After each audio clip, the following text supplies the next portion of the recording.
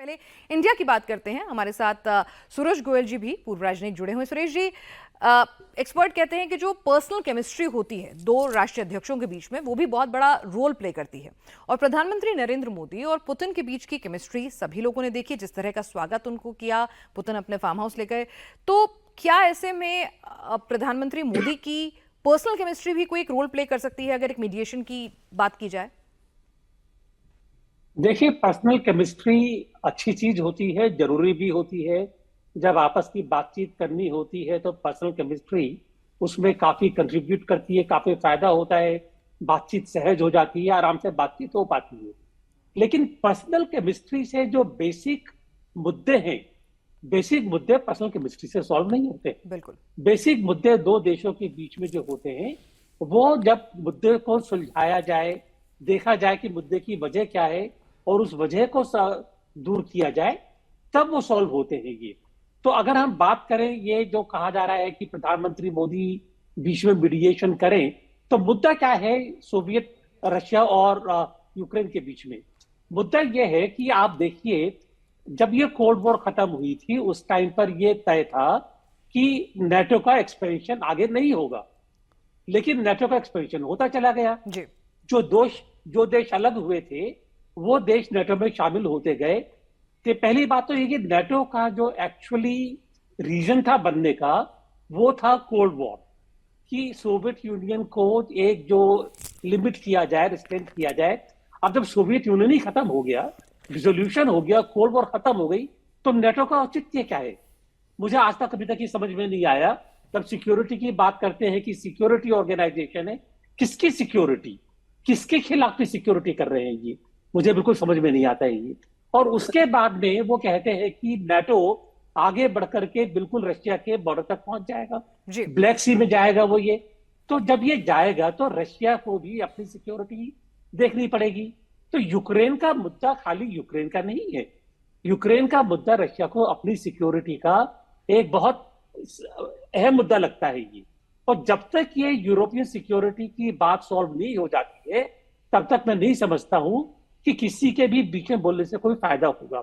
इससे पहले विदेश मंत्री जयशंकर ने कहा था कि जब यूरोप की कोई प्रॉब्लम होती, हमारी कोई प्रॉब्लम होती है, वो हमारी प्रॉब्लम है, और जब यूरोप की प्रॉब्लम है वो वर्ल्ड की प्रॉब्लम है।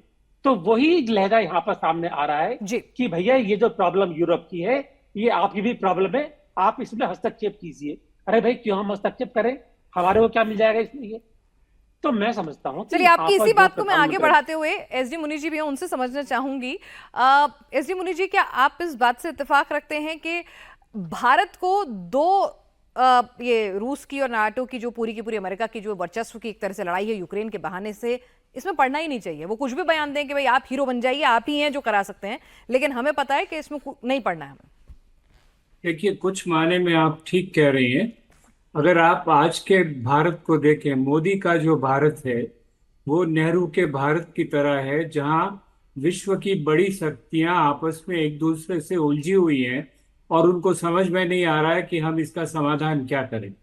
और इसीलिए भारत पे मांग बढ़ेगी, यहाँ तक कि चीन की भी मांग बढ़ेगी। देखिए, चीन भी बार बार कह रहा है कि हम जहाँ हैं वहाँ रहेंगे, लेकिन आप हमसे दोस्ती कीजिए, हमारी इकोनॉमी को आने दीजिए। उसकी वजह है भारत की अपनी स्थिति और इन लोगों के आपसी झगड़े। अब जहां तक यूक्रेन और रूस में शांति का सवाल है, यूक्रेन और रूस बात करने वाले थे, इंग्लैंड और अमेरिका ने मना किया करीब 2 साल, ये कुछ महीने पहले। जी। और वो लोग बीच में आके कहा उन्होंने कि बात बंद करो, क्योंकि नेटो और अमेरिका का इरादा ये है कि रूस को ह्यूमिलिएट किया जाए और रूस को उनकी अमेरिका की शर्तों पर वहां से विड्रॉ करने को कहा जाए।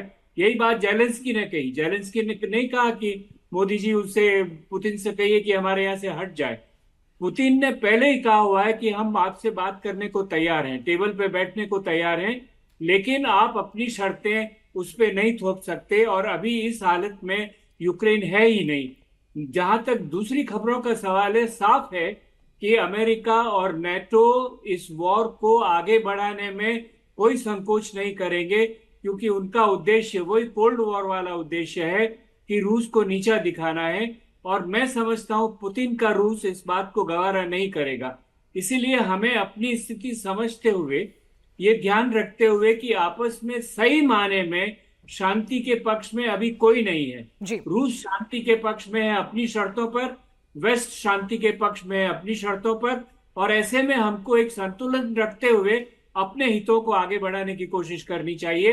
बाकी जहां तक दिल के बहलाने को गालिब ख्याल अच्छा है, शांति की बात करते रहे हम लोग, संतुलन की बात करते रहे।